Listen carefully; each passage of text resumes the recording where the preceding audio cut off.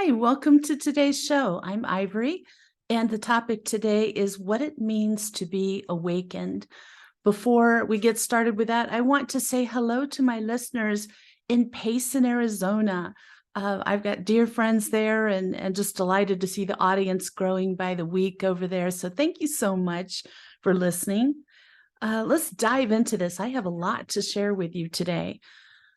I want to kind of talk about just a little bit about right now in time, what this means, because this is a time of spiritual awakening, unlike any other. So many people are no longer satisfied with the status quo. Now, that's showing up in different ways, but what used to work no longer does. There are far too many people worldwide consciously connecting with spirit, source, and angels for things to just stay the way they've always been. Walking or living in what's kind of a fog of oblivion to what is and isn't happening around us is becoming less and less tolerable to everyone. They're just exhibiting that in different ways. We know there is something more than what we've been led to believe and accept as being a part of this earthly journey in physical form. Spiritual awakenings can look different for everyone, but let's start with what is a spiritual awakening? I'm sure you've heard that term. One person states it as being the difference between being asleep and being awake, or being on autopilot versus being in control of your course. When you have a spiritual awakening, you have an awareness. Oftentimes it seems to be sudden, but there's more to being here than the life that you were living. Here's how I look at it. There's more than sleeping, eating, going to work, coming home, reset, do it again. So much more. That occurrence can often come with an internal call to action to change your life or to course correct if you've gotten off of the path that you were here to walk. Those who go through a spiritual awakening will typically pursue a purpose or their calling. I have to say, mine led me to talking to you right now, to doing the work that I do. Let's talk about the types of spiritual awakening. Some believe, and I'm one of them, that there are two types of spiritual awakenings. One that's more gradual. It's like a gentle nudge to live your life differently. And they can be small little nudges, like about your health or about recurring challenges, repeating a pattern over and over again, just kind of bringing it to your notice you are in a pattern. Any general state to do something different. Those gentle nudges can also show up as signs, like seeing the same numbers, angel numbers, or a certain animal, or hearing similar stories from different people, which, by the way, is angelic guidance. The other type is called a grand awakening, or I call it a sudden awakening, and that's usually pretty overwhelming. It's like you suddenly wake up from a dream state, like you've been sleepwalking through life, and now you aren't. That suddenness of a grand awakening can feel like the carpet's been pulled out from under you, or like the magic trick when a tablecloth is yanked and everything on top flies off the table. The grand awakening is the moment when everything is floating above the table and nothing has settled into its place yet. In a grand awakening, you will feel the demand to change your life suddenly. For myself and a lot of clients that I have seen and some of my students, that grand awakening really kind of turns your life inside out and upside down. Actually, you're guided to do that. And you know you're doing it, and yet you know you're supposed to be doing it. So let's talk about what causes a spiritual awakening. Some feel that you can't cause a spiritual awakening, but sometimes a spiritual awakening can have important reasons, like getting you out of a dangerous relationship, lead you to fulfilling work, the start of a new partnership, or even the introduction of a child into your life. You cannot force a spiritual awakening, because if you're forcing it to happen, then you're already answering some higher call to wake up. So, the guidance is there, the inner push is there regardless. It may feel like you forced it, but something got to you to that point where you wanted to have an awakening. Essentially, if you're trying to be spiritually awakened, you're already on the journey of awakenment. The biggest plus to a spiritual awakening journey is the opportunity for more awakening. It's like living in a house and suddenly discovering there's new rooms or a whole new part of the house you didn't even know was there. As you awaken, you'll discover new parts of yourself and how to live differently. Another benefit to spiritual awakening is that it can make your life easier. The more you step into the power of who you are and the abilities you have, which comes as you walk an awakened path, the easier life gets. It doesn't mean you don't have challenges, but the way you understand your human experience changes in a way that makes life flow. So instead of trying to make things happen, you are going with the flow of how things are meant to be and letting things unfold naturally. Remember my show about divine and doing things in divine time? That's what it's talking about. Some people are able to let go of alcohol and other vices due to their spiritual awakening. And because they get their thinking clear, they can help others. It can bring about the ability to disconnect from the mechanics of the body and can reconnect with the truth of the soul. Your spiritual awakening can give you relief, joy, grace, and wisdom. For example, it can bring about a better understanding of who you are and other facets of your life. That awareness can bring about acceptance or manifest other good things. So if you're wondering what the signs of spiritual awakening are, it can look very different for each person, but there are some common signs that you are already going through this awakening process. Here are ways to tell that you are going through awakening. Number one, when you realize your patterns, are you repeating the same cycles over and over again? It's usually about relationships, but it can be about your health, your jobs, your sleep, the way you eat. Everything about your life can get into a pattern, a cycle. And have you been doing that cycle for a while without even understanding it existed? You wonder what's going on, and then suddenly you see it. You may be going through a spiritual awakening if it finally hits you what your patterns or cycles are. You have to become, just like any other changes in life, first you have to be able to see the problem before you can tackle the problem. Number two, when your empathy increases. Those who have gone through spiritual awakening say they noticed they became more empathetic than their usual selves. They started to care deeply and consistently. Number three, when you become content with things that would usually bother you. One lady said joy seeped in where it was not before. I had physical moments where my body felt changes and I could feel it absorbing energy from around me. I began to ask myself, is this mine? When I would start to feel things that were off, or if it was that of someone else's around me who I've come in contact with, and if so, it would fade. And I have to say, if you haven't heard me talk about that on the podcast, that as an empath, that's something I have to do when I'm around other people and I suddenly feel an emotion that I didn't before, and I'll stop, and in my head, if I'm around other people, I will say anything that is not my own thoughts, my own energy must leave my energetic field now. And then that emotion will suddenly go away and I just feel fine again. Another thing about that too, like becoming content with things that would usually bother you, I've noticed too that like it can really help with relationships, like the people that might have really bothered you before, you just start to accept them for who they are and love them unconditionally and realize that's just how they are. So either you relax about being around them or you realize I can't be around them. Number four, when you become aware of everything, also your intuition becomes magnified. Another person said, my good, my bad, my emotional awareness expanded. I became more self-reliant and less in need.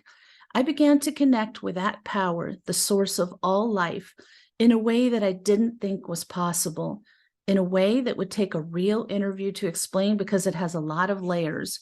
Yeah, it's not, you're not going to be able to tell somebody about your spiritual awakening really fast. I mean, it's such a process, and most people, it's a years, if not decades long process. And sometimes I think we are subconsciously fighting that process, which is why it takes so long. But the human life, the being in the third dimension can really be distracting with everything that pulls at you, that keeps you from seeing the spiritual things you wanted to see. So just being in relationships, having children take a lot of your time and attention, health issues, work, bills, all of the things that come into play in a human life can make it difficult to focus on your spiritual life. Number 5, when your intuition is heightened, similar to increased empathy, your intuition will become more prominent and stronger if you're going through a spiritual awakening. I actually was thinking about this last night, knowing this was today's topic. And I was remembering that I went through my spiritual awakening, and it wasn't terribly long after that I started doing spiritual work. I really stopped fighting my gifts that I was born with and decided to develop them to the highest level possible. I'll talk more about that later. Number 6, when your senses are amplified, you will just feel deeply and your senses will come along for the ride. It's as simple as that. Everything that you feel, you'll feel more deeply. Number 7, when you stop gossiping or you just feel repelled by it, because you'll feel deeply, you'll also strengthen your positivity. And that means you'll do away with the negative talk, including gossip. Also, empathy builds compassion. So instead of just talking trash talk about people, you will think about their situation and have compassion for it. And you don't want to make fun. You don't want to make somebody's situation worse by gossiping about them in a situation that's already difficult for them. And you'll just let them take care of their issue, and you'll find more positive things to talk about. And you'll realize that being around gossip will really bother you. Number 8, when you live in the moment, this doesn't mean you put your phone away and just experience life for what it is. It means you'll stop the woulda, coulda, shoulda talk. No more what ifs. Instead, you'll live the it is what it is lifestyle and really mean it. You will let go of the choices you made that you regret and the choices you wish you had made. It's over. It's done. There's nothing you can do about that. And the only thing you can change, the only thing you have control over is today, this moment you're in right now. And you'll see that so clearly, and a lot of burden, a lot of emotional burden will go off of you. Number 9, when you pursue your goals, the individual has a sense of responsibility, which is awakened when they're on a spiritual journey. They'll be inspired to pursue their goals and take on challenges that once seemed impossible. So there's something maybe you've always wanted to do, but you thought, oh, I can't do that for one reason or another. Oh, there's no point. It's too late in life. I always laugh at that one, considering how late in life that I accepted certain abilities I have. But you'll just suddenly see that it is possible, and you won't even care. Like, you'll stop listening to the naysayers around you, people who are like, you can't do that. You don't have what it takes. You'll just know you do, and you'll pursue it because you know you're supposed to. Number 10, when you use your heart. During your spiritual journey, you will find yourself dropping what some call love bombs when no one is even looking. And how that is done is through random acts of kindness, social activism, hugs, smiles, and kind words. You might find yourself manifesting this in poetry, stories, photography, movies, blogs, and social media. You're not doing these things to get attention or to have people go, oh, look how wonderful this person is.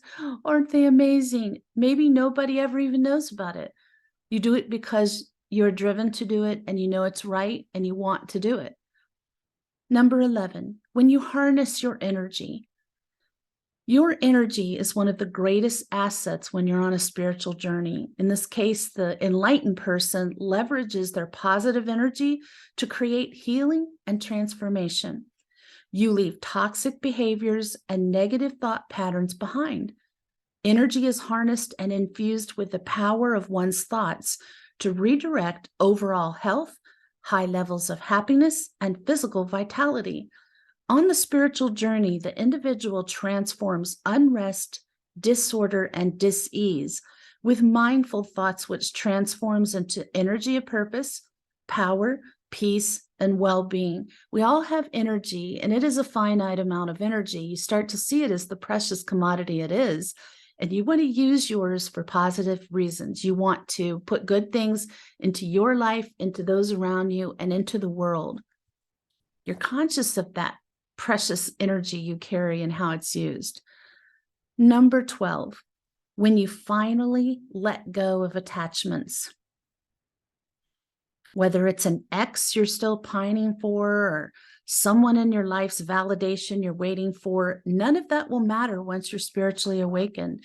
It's so much easier than to just let go of, again, regrets from the past, the one who got away, the job you should have taken, all of those things.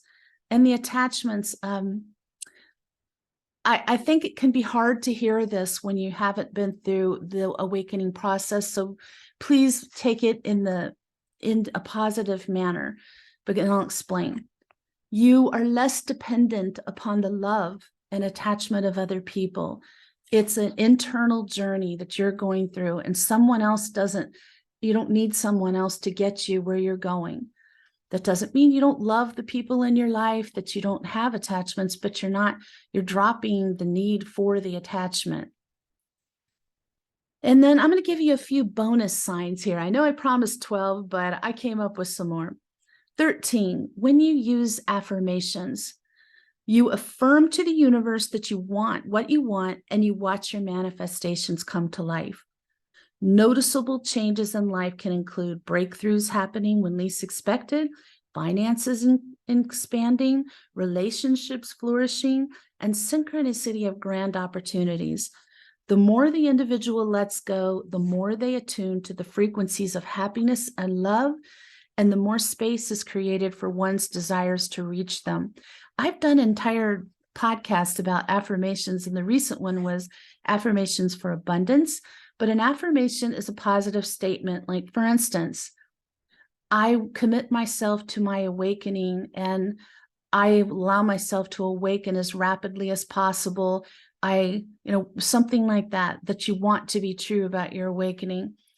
And if there's a specific quality, like those things that I mentioned, you can even say that. Like, I find myself feeling great empathy for all mankind.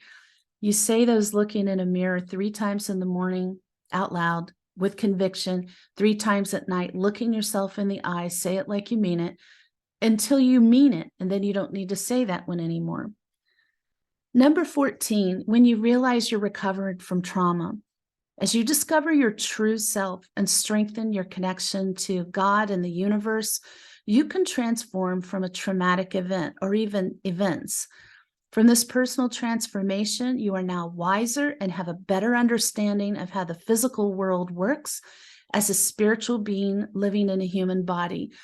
I've actually had a great deal of trauma in my early life, and some of it was very difficult for me to handle, to really deal with. But when I went through my awakening, I started seeing things differently. And it was almost like I took a step back, and I was an observer, which is a natural state for me. Always, even as a small child, I was an observer, but even more so to just observe what happened and not feel it in my body, which as an empath is amazing.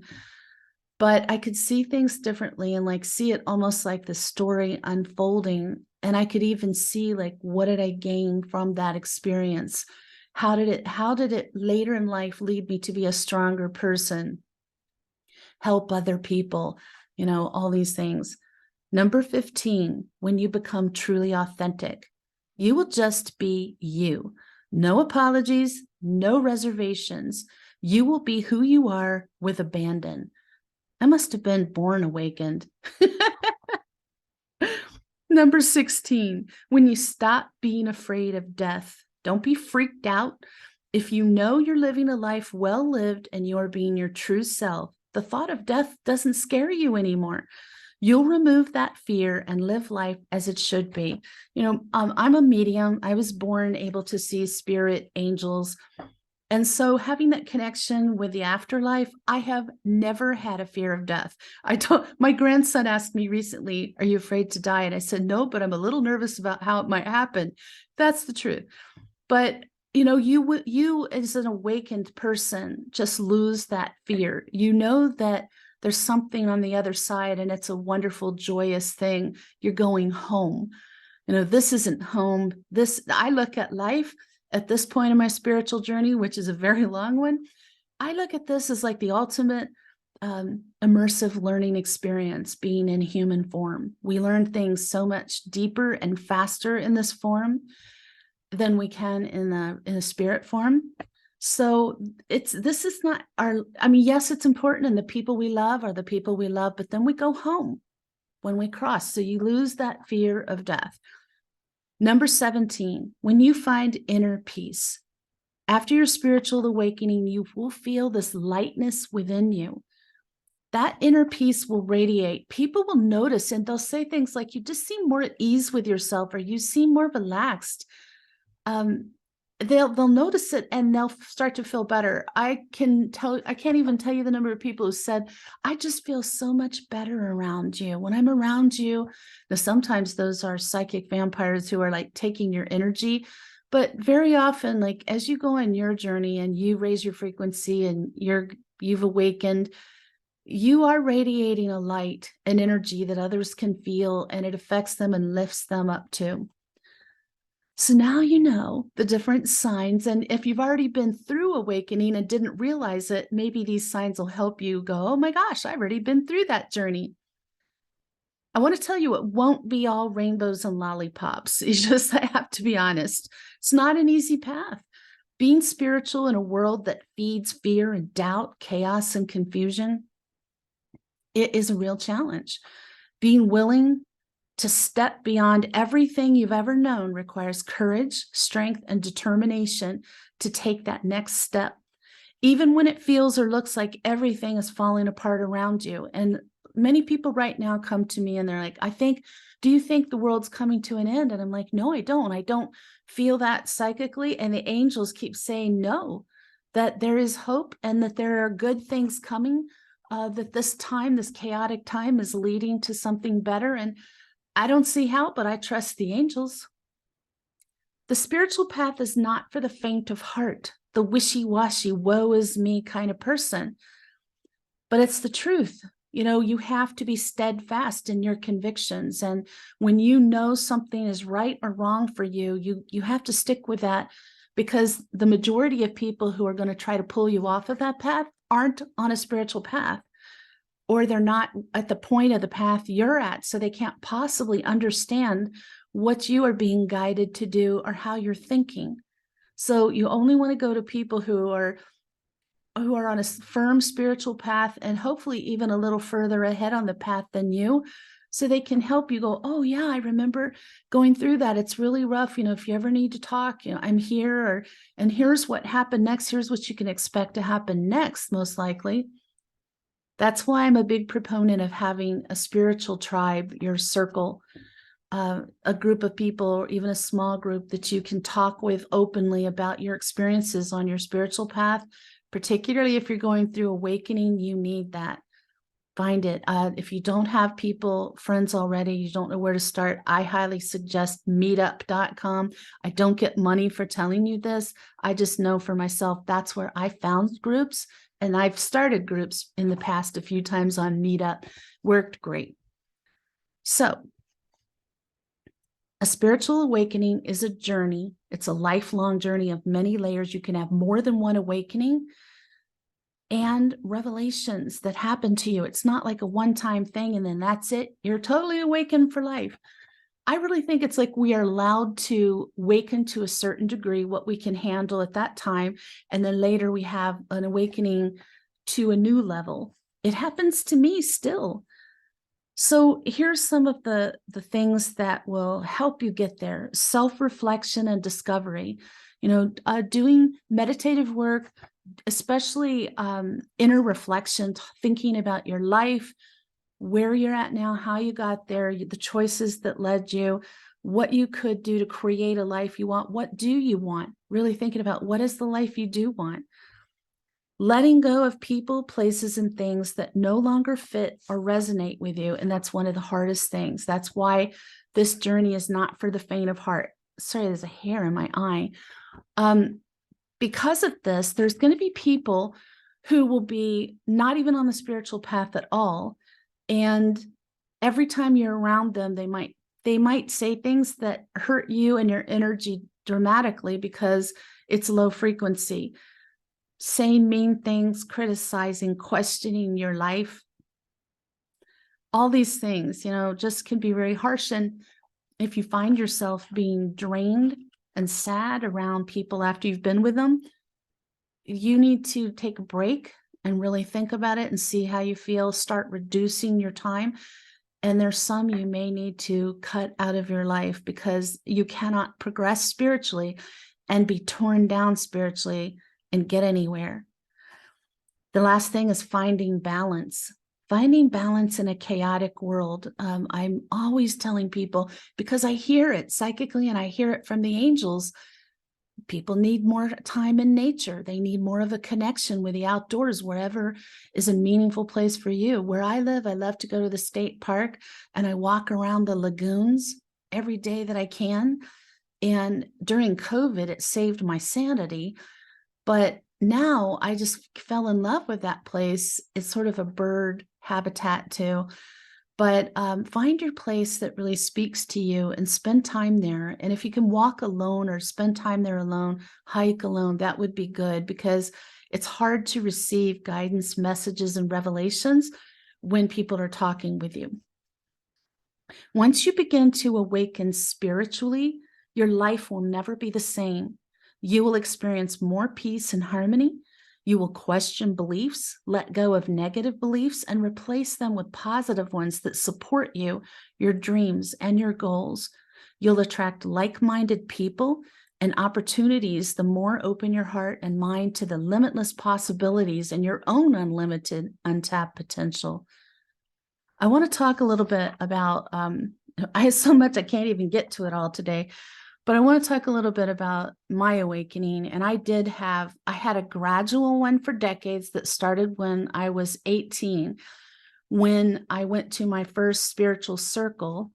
And this famous Danish channel was there. And I knew nothing. It was my first spiritual meeting. I knew nothing about it. Went with some friends.